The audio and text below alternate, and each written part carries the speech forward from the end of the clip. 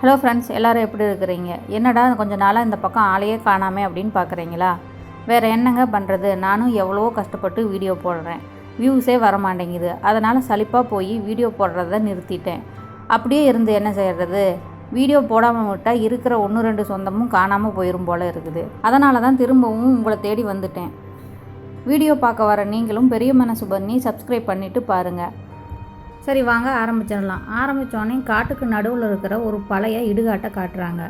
அதுக்குள்ளே 2 திருடனுங்க எதையோ தேடிக்கிட்டு இருக்கிறாங்க. அப்படி இடுகாட்டுக்குள்ளே வந்து 2 திருடனுங்களும் எதை திருடுறாங்கன்னு பார்த்தா தங்கத்தை தான் திருடுறாங்க. செத்து போனவங்களை புதைச்சா சவப்பட்டிக்குள்ளே இருந்து அதை தோண்டி எடுத்து அதில் இருக்கிற தங்கத்தை திருடுறது தான் இவங்களோட வேலை. இங்கே வந்து திருடினா தானே யாரும் கேட்க மாட்டாங்க, அதனால தான் வந்திருக்கிறாங்க போல இருக்குது. என்ன தான் தைரியமாக 2 திருட்டு பசங்களும் இந்த இடத்துக்கு திருட வந்துட்டாலுமே இவங்க 2 பேர்த்துக்கும் பயம் அப்படியே அள்ளு கிளப்புது. பயந்துக்கிட்டே 2 பேரும் எந்த கலரையை தோண்டி எந்த சவப்பட்டியை பிரிக்கலான்னு பார்த்துட்ருக்குற அதே சமயம் நம்ம ஹீரோயின் பைக்கில் பறந்துக்கிட்டு வந்து இவங்க 2 பேரையுமே அடித்து நிறுத்தி எடுக்கிறா. இவளோட பேர் சியா. 2 பேர்த்தையும் அடித்து போட்டுட்டு அதில் ஒருத்தனை கட்டி அவன் முன்னாடி நின்று செல்ஃபி எடுத்து அதை யாருக்கோ ஃபோனில் அனுப்புகிறா. அந்த சமயம் இன்னொரு திருடன் அந்த இடத்துல இருந்து தப்பிச்சு ஓடலாம்னு பார்க்குறான். அதை பார்த்த இன்னொருத்தன், என்ன பாஸ் 2 பேரும் ஒன்றா தானே வந்தோம், இப்படி என்னை விட்டுட்டு ஓடுறீங்களே அப்படின்னு கேட்க, திரும்பி பார்த்த சியா அவனை விடாமல் துரத்திக்கிட்டு வரான். கொஞ்சம் தூரம் ஓடுனவன் ஒரு வெடிகுண்டை பற்ற வச்சு இவன் மேலே வீச பார்க்க இவ அதை ஒரு கிக் பண்ணி அவனை நோக்கி அனுப்புகிறா. அவன் நகர்ந்துக்கிறான், ஆனால் அது முன்னாடி போய் விழுந்து வெடிச்சிருது. அந்த இடமே ஒரே புகை மண்டலமாக தெரியுது. அவன் சுதாரித்து எந்திரிக்கிறதுக்குள்ளேயே அவனை அடித்து கீழே தள்ளிடுற சியா. ஆனால் வெடிகுண்டு வெடித்த அதிர்வில் இவங்க இருந்த இடம் அப்படியே கீழ் நோக்கி பள்ளம் விழ ஆரம்பிக்க இவங்க 2 பேரும் அதுக்குள்ளே விழுகிறாங்க. சியா சுதாரித்து ரோப் மாதிரி வீசி தப்பிச்சிடுறான். ஆனால் அவனும் கீழே போய் விழுந்து அந்த அதிர்ச்சியில் மயங்கிடுறான். அப்படியே மெதுவாக கீழே இறங்கி வந்தவ கீழே விழுந்து கிடந்தவங்ககிட்ட இருந்த டார்ச் லைட்டை எடுத்து அடித்து சுற்றிலும் என்ன இருக்குதுன்னு பார்க்குறா. பார்த்தவளுக்கு ஆச்சரியத்தில் கண்ணெல்லாம் விரியுது. என்னடான்னு பார்த்தா இவங்க கீழே விழுந்த இடத்துல ஒரு பெரிய குகை தெரியுது. வெறும் குகை மட்டும் இருந்தால் கூட பரவாயில்ல, குகையை சுற்றியுமே கட்டிட வேலைப்பாடுகளோட நிறைய சிலைகள்லாம் இருக்குது. பார்க்குறதுக்கு ஒரு கோயில் மண்டபம் மாதிரியே இருக்குது. சியாவும் டார்ச் லைட் அடிச்சுக்கிட்டே உள்ளே என்னவெல்லாம் இருக்குதுன்னு பார்க்குறதுக்காக போய்கிட்டே இருக்கிறப்போ அங்கிருந்த கற்சிலைங்களுக்கெல்லாம் உயிர் வந்து இவளை நோக்கி பாஞ்சு வர ஆரம்பிக்கிறதோட இந்த சீன் கட் ஆகிடுது. அடுத்த சீனில் ஹீரோவை காட்டுறாங்க. ஹீரோ ஒரு கல்லறைக்கு முன்னாடி உட்காந்துருக்குறான். இது இவனோட மாஸ்டரோட கல்லறை. இன்றைக்கி அவரோட இறந்த நாள் அப்படிங்கிறதுனால அவருக்கு பிடிச்சதையெல்லாம் கொண்டுக்கிட்டு வந்து படைச்சு அவரை வேண்டிக்கிட்டும் தனக்குத்தானே அவர் கூட பேசுகிற மாதிரி பேசிக்கிட்டும் இருக்கிறான். உயிரோடு இருக்கிறப்ப உங்களை வந்து என்னால் பார்க்க முடியல மாஸ்டர், இறந்ததுக்கப்புறம் தான் உங்களை வந்து சந்திக்க முடியுது. நீங்கள் எனக்காக கொடுத்த பெண்டண்ட்டை நான் இவ்வளோ நாளும் கழுத்தில் போட்டுக்கிட்டு தான் இருக்கிறேன். அது மட்டும் இல்லை, உங்கள் ஞாபகமாக நீங்கள் விட்டுட்டு போன அந்த ரெட் கலர் குட்டி முயலும் என் கூட தான் இருக்குது அப்படின்னு சொல்கிறப்ப அங்கே இருக்கிற மரத்து மேலே ஒரு குட்டி முயல் ஒன்று பாகுது. அதை காமிக்கிறாங்க நமக்கு.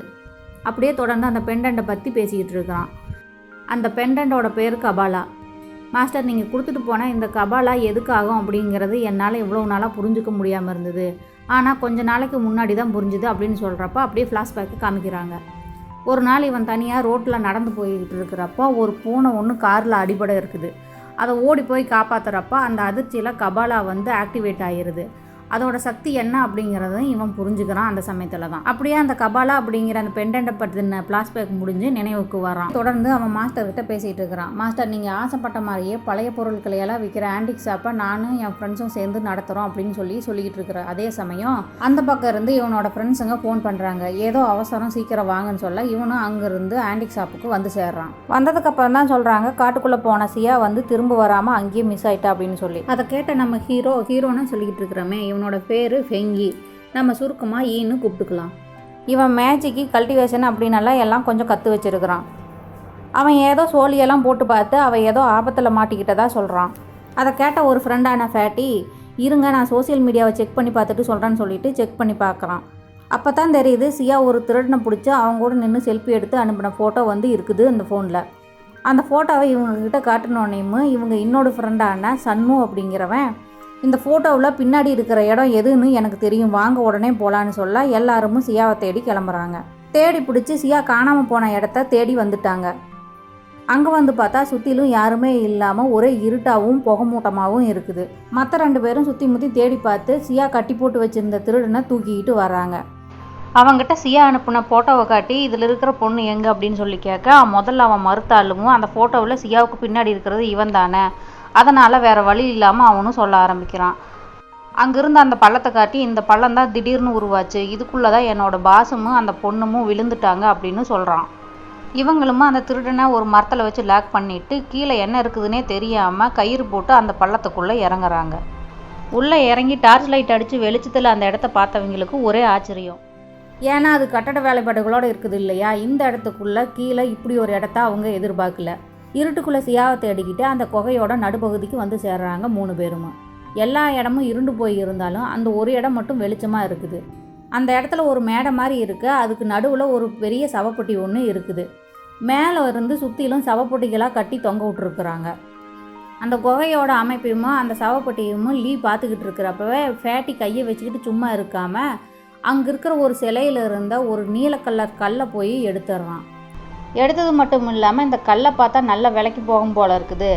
இதே மாதிரி இந்த குகையில் நிறைய கல்லை எடுத்துக்கிட்டு போய் விற்று காசு பார்க்கலாம் போலையே அப்படின்னு சொல்லி நினச்சிக்கிட்டு வரப்பவே இவன் கல்லை எடுத்துக்கிட்டு வரதை பார்த்த அட பாவி கையை வச்சுக்கிட்டு சும்மா இருக்க மாட்டியா, அதை ஏன்டா எடுத்தேன்னு கேட்க இவன் அந்த அதிர்ச்சியில் அந்த கல்லை கீழே போட்டுறான். அந்த கல்லும் கீழே விழுந்து உடைய அதிலிருந்து வந்த வெளிச்சம் பட்டு அங்கே இருக்கிற சிலைக்கெல்லாம் உயிர் வந்து இவங்கள சுற்று போட ஆரம்பிக்குதுங்க. எப்படியோ அதை பார்த்து சுதாரித்து அவனோட பவரை யூஸ் பண்ணி அதுங்களை ஃப்ரீஸ் பண்ணிடுறான். அப்பாடா எப்படியோ ஒரு வழியாக வந்த பிரச்சனை தீர்ந்துது. இதையெல்லாம் பார்த்தா எக்ஸ்ட்ரீம் இன்னோட ஆன்ம சக்தி மாதிரி இருக்குது. இந்த மாதிரியெல்லாம் ட்ராப்பை ரெடி பண்ணி வச்சுருக்குறாங்கன்னா அது கண்டிப்பாக கேம்பிரியன் டெஸ்டினிட்டியை சேர்ந்தவங்களாக தான் இருக்கும். இவ்வளவு ட்ராப்பும் நடுவில் இருக்கிற சவப்பட்டிக்கு தானா அதில் யார் இருக்கிறாங்கன்னு பார்க்கலாம்னு சண்முகம் அதை தொட்டுறான். அவன் தொட்டதான் தாமதம் அந்த சவப்பட்டி ஓப்பன் ஆகுது. பார்த்தா அதில் இருக்கிறது சியா. அதுக்குள்ளே எப்படி சியா வந்தான்னு இவங்கெல்லாம் ஆச்சரியத்தோடு அவளை பார்க்க அவளும் வெறி கொண்டு இவங்கள தாக்க வர்றா. அவளோட கண்ணு நார்மலாக இல்லாமல் நீல கலரில் இருக்குது. அவளையும் எக்ஸ்ட்ரீமினோட ஆன்ம சக்தி கட்டுப்படுத்துது போல். அதனால தான் இவங்க 3 பேரையும் யாருன்னே தெரியாமல் அட்டாக் பண்ண வர்றா. அவளை சமாளிச்சுக்கிட்டே அவளை எப்படி காப்பாற்றி வெளியில் கொண்டுட்டு போகிறதுன்னு யோசிக்கிறதோட இந்த பார்ட்டை முடிச்சிடலாம்.